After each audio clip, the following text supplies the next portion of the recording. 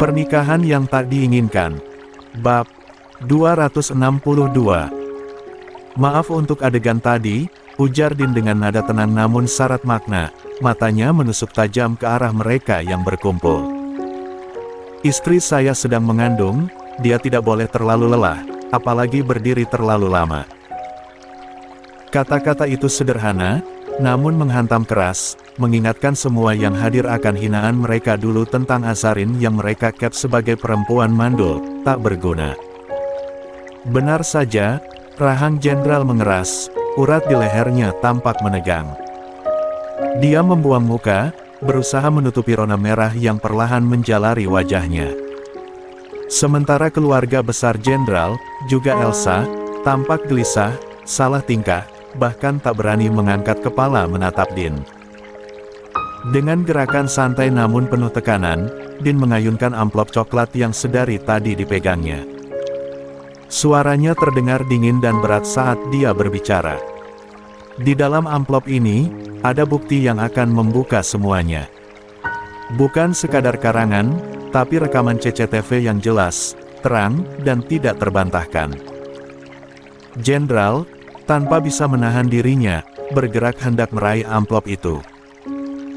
Namun, sekali lagi Din dengan cepat menarik tangannya, membuat gerakan jenderal terhenti di udara, memalukan di hadapan semua orang.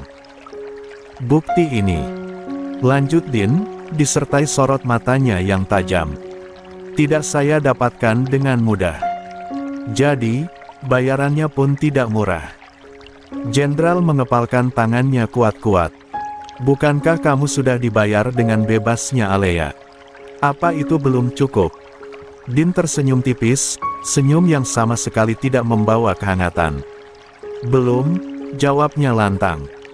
Dan bahkan, tidak akan pernah cukup untuk menebus apa yang sudah kalian lakukan. Sekali lagi, ruangan itu dilanda keheningan yang mencekik. Wajah-wajah di sekeliling tampak tegang, tak satu pun berani bergerak.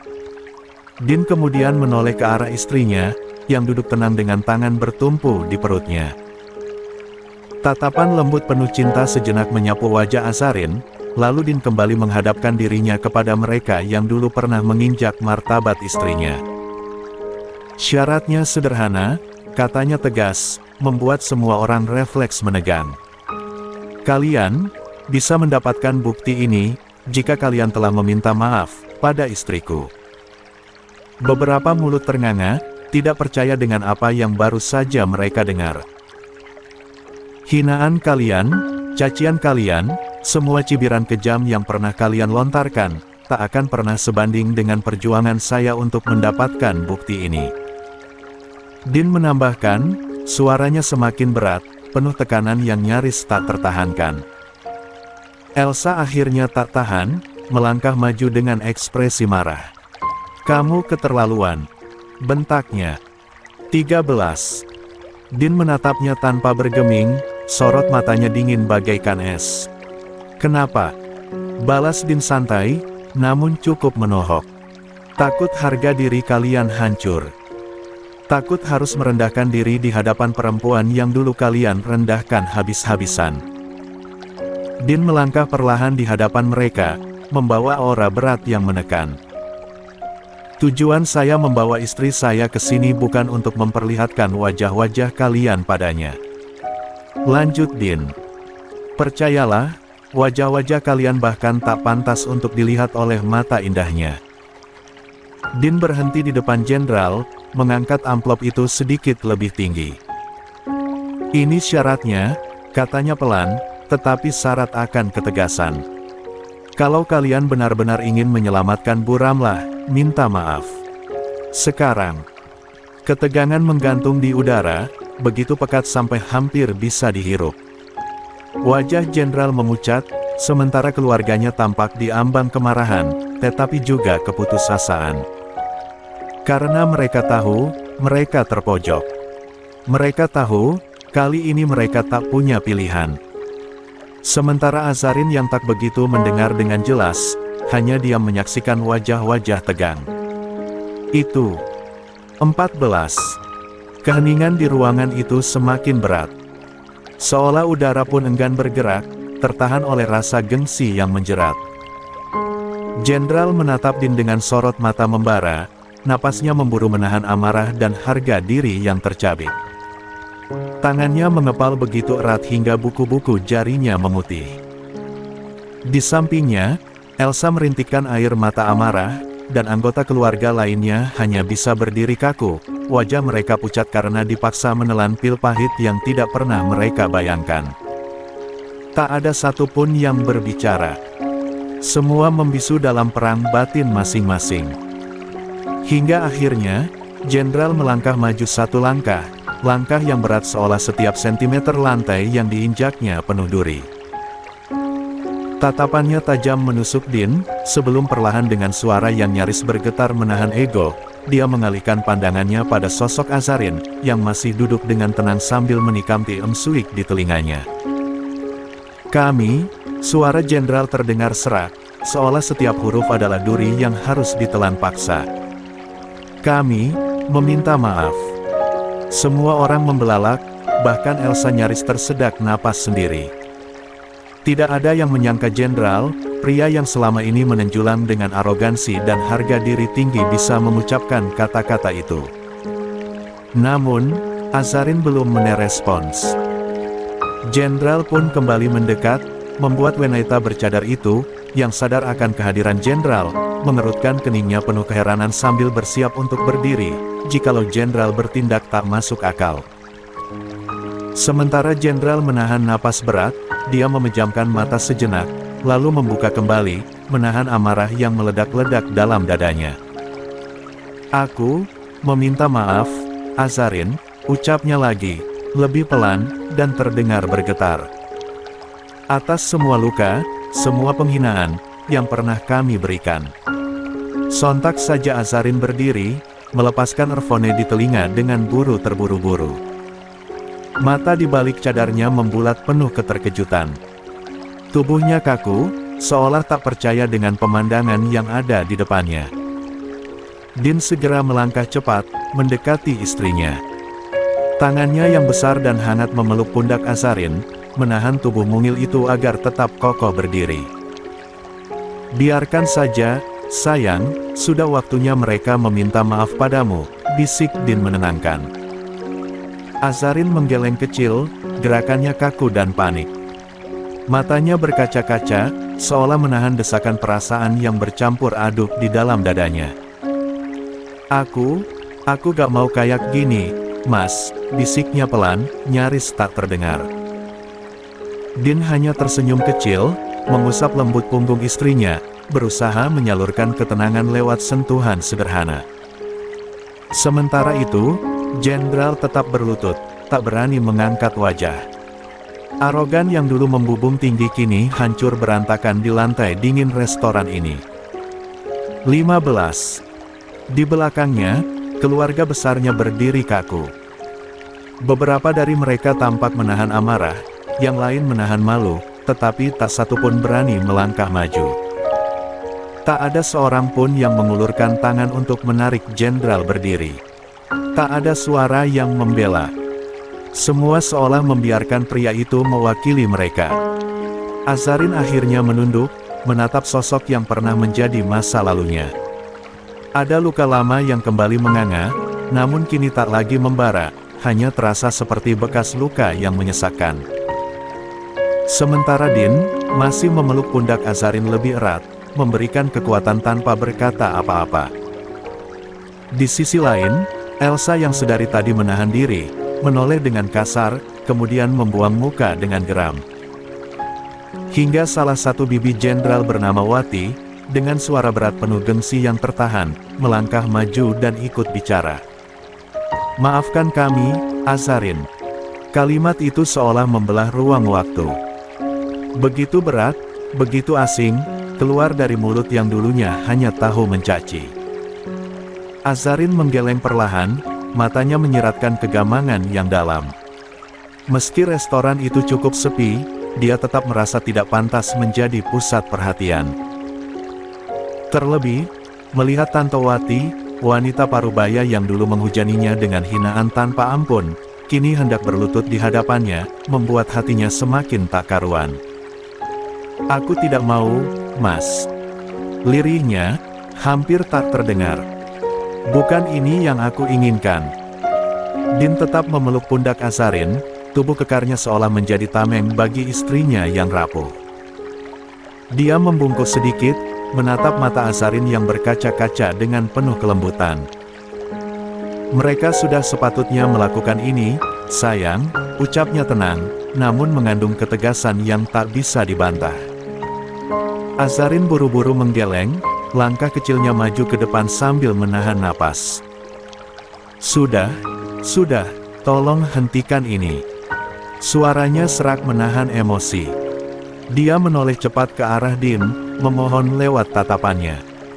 Mas, aku gak mau seperti ini. Ini terlalu berlebihan, aku gak pantas diperlakukan seperti ini. Namun, alih-alih menuruti, Jenderal dan Tante Wati tetap berlutut, menahan rasa malu, harga diri mereka seolah berceceran di lantai restoran.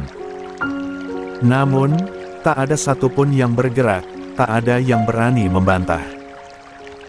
Mereka hanya menatap Azarin dengan sorot mata penuh amarah yang mereka sembunyikan di balik kepasrahan yang dipaksa. Din pun menunduk sedikit untuk menatap istrinya yang jelas-jelas berkaca-kaca. Kamu pantas, bisik Din lembut. Tidak, Mas, aku sudah memaafkan mereka, aku bahkan sudah melupakan semua itu. Aku gak mau mereka harus sampai seperti ini hanya karena aku. Suara Azarin bergetar, hatinya berontak. Din mengangkat tangan, menyentuh pipi Azarin yang tertutup cadar dengan penuh kasih. Sayangku, bisik Din, sorot matanya penuh kelembutan. Dengerin aku ingin mereka tahu, bahwa tidak ada kemenangan dalam merendahkan orang lain. Hari ini mereka berlutut bukan karena kita berkuasa. Tapi karena mereka akhirnya belajar, kalau manusia sekecil apapun, tetap layak dihormati. Din lalu membelai kepala Azarin perlahan, seolah membungkus semua rasa gundah itu dalam kelembutan yang tak terlihat. 16. Aku bukan ingin membuatmu tinggi di atas mereka, aku hanya ingin kamu tahu, kamu tidak pernah sekecil yang mereka pikirkan, ujar Din meyakinkan istrinya. Azarin terdiam, membisu, tetapi sorot matanya menyiratkan ketidaksetujuan dengan apa yang terjadi saat ini. Din beralih membelai punggung tangan Azarin dengan lembut. Kamu bukan wanita sembarangan, sayang. Kamu wanita terhormat, menantu keluarga besar Argatama. Kamu pantas dihormati. Din menarik napas dalam-dalam, lalu menggeser tubuhnya sedikit menghalangi pandangan Azarin pada keluarga yang berlutut di depan mereka. Kalau sekarang mereka merasakan pahitnya meminta maaf, biarkan. Ini adalah bagian dari perjalanan mereka. Bagian dari pertanggungjawaban mereka. Aku sudah memaafkan mereka, Mas. Wallahi. Suara Azarin terdengar lirih, seolah memohon untuk menghentikan semua ini. Kamu sudah memaafkan mereka, aku tahu. Din menatap lembut ke dalam mata istrinya yang bergetar. Tapi biarkan mereka, untuk menuntaskan beban mereka sendiri. Azarin menunduk, menahan air mata yang hampir pecah. Sementara itu, di sisi lain wajah jenderal dan keluarganya penuh dengan campuran rasa malu, amarah, dan keterpaksaan. Mereka berlutut bukan karena hati, tetapi karena keadaan, demi bukti yang digenggam Din. Kamu pernah bilang, lebih mudah meminta maaf kepada Allah dibandingkan kepada sesama manusia. Din menoleh sejenak ke arah jenderal yang masih berlutut, lalu kembali menatap Azarin. Sekarang, biarkan mereka tahu betapa beratnya luka yang pernah mereka buat, bisiknya. Azarin kembali menatap dalam-dalam ke arah suaminya, rasa sesak memenuhi dadanya. Lalu, apa bedanya kita dengan mereka, Mas? Tanyanya pelan, seolah memohon jawaban. Apa kita tahu? Mereka memang melakukan ini, tetapi di hati mereka bergejolak dendam. Sampai kapan harus seperti ini, Mas?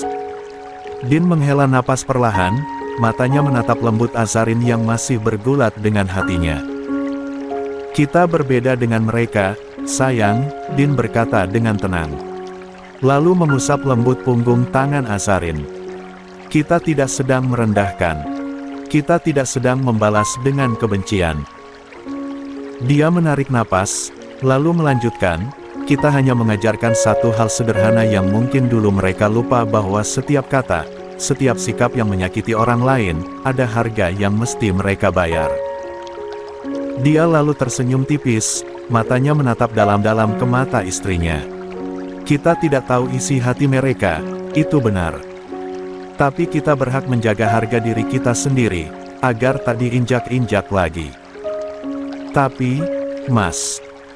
Suara Azarin nyaris bergetar saat dia kembali menggeleng, wajahnya yang tertutup cadar tampak menahan sesuatu, entah sedih, entah pilu. Aku bukan siapa-siapa. Lanjutnya lirih. Aku bukan dewa, bukan dewi yang pantas membuat siapapun berlutut. Di mata Tuhan, manusia itu sama, Mas. Meminta maaf boleh, saling memaafkan itu bahkan indah. Tapi berlutut, tidak boleh. Matanya berkaca, memohon pengertian. Berbeda dengan Din, menatap Azarin penuh rasa haru yang membuncah di dadanya saat mendengar betapa bersihnya hati wanita di hadapannya ini. 17. Din tersenyum kecil, sebuah senyum penuh bangga. Dia menoleh ke arah orang-orang di depannya. Lihatlah, katanya penuh ketegasan. Wanita yang dulu kalian rendahkan, yang kalian hina tanpa ampun. Dia menoleh ke arah Azarin. Wanita ini, bahkan masih bisa berpikir sebijak ini. Din berdiri tegak, menatap lawan bicaranya yang masih berlutut dengan dingin. Dia, yang pernah kalian hancurkan hatinya, masih mampu menjaga kehormatannya. Tidak ada keinginan membalas sedikit pun, bahkan setelah kamu jenderal. Din menunjuk wajah pria berkemeja hitam itu. Setelah kamu menjebloskan kakaknya ke penjara. Jenderal hanya bisa diam, tanpa berani menatap Azarin dan Din. Dia sudah cukup malu dengan kondisi seperti ini. Jika saja dia bisa membalas perkataan Din barusan, dia akan berteriak jika Alea layak mendapatkan itu semua. Sayangnya bibirnya terkatup rapat, demi ibunya, semua akan dia relakan, termasuk harga dirinya. Berdirilah, ucap Din kemudian. Suaranya terdengar dingin. Saya tidak ingin lagi melihat istri saya menangis hanya untuk memohon kepada orang-orang yang dulu pernah menginjak harga dirinya. Sejenak keheningan membungkus seluruh restoran. Jenderal, dengan rahang yang mengeras dan mata yang menahan harga diri yang tercabik, perlahan mendongak. Tante Wati pun menegakkan tubuhnya, wajahnya merah padam, entah karena malu atau marah yang tertahan. Tak menunggu aba-aba kedua berdiri cepat, hampir seperti refleks seseorang yang kalah dalam pertarungan tanpa syarat. Din melangkah perlahan, aura wibawanya begitu kuat hingga bahkan langkah kakinya terdengar berat. Dia menatap mereka satu persatu, Jenderal, Elsa, keluarga besar yang dulu pernah dengan enteng menghina wanita yang kini menjadi ratunya. Lalu, dengan tenang, dia mengayunkan amplop coklat yang sejak tadi menjadi pusat perhatian. Saya serahkan bukti ini, ucap Din, suaranya tegas. Tapi ingat baik-baik, ini menjadi yang terakhir kalinya kalian mengusik istri dan keluarganya. Matanya menajam saat menatap langsung ke mata Jenderal. Terutama kamu, Jenderal. Nadanya merendah, tetapi syarat akan ancaman. Kalau sampai kamu, atau siapapun dari kalian, menyakiti dia lagi, ataupun keluarganya, jangan pernah berharap akan ada kesempatan kedua. Din melemparkan amplop itu ke meja, membuat suara jatuhnya menggema seisi ruangan kecil itu. Tak ada yang berani bergerak, bahkan untuk sekedar mengucapkan terima kasih. Pandangan mereka berbinar, bercampur antara harap, cemas, dan haus kebenaran. Beberapa dari mereka bahkan saling menyenggol pelan, mendesak Jenderal untuk segera membuka tanpa perlu banyak berpikir. Yang benar-benar valid. Tidak ada rekayasa. Din berhenti sejenak, menatap tajam pada satu persatu wajah di hadapannya.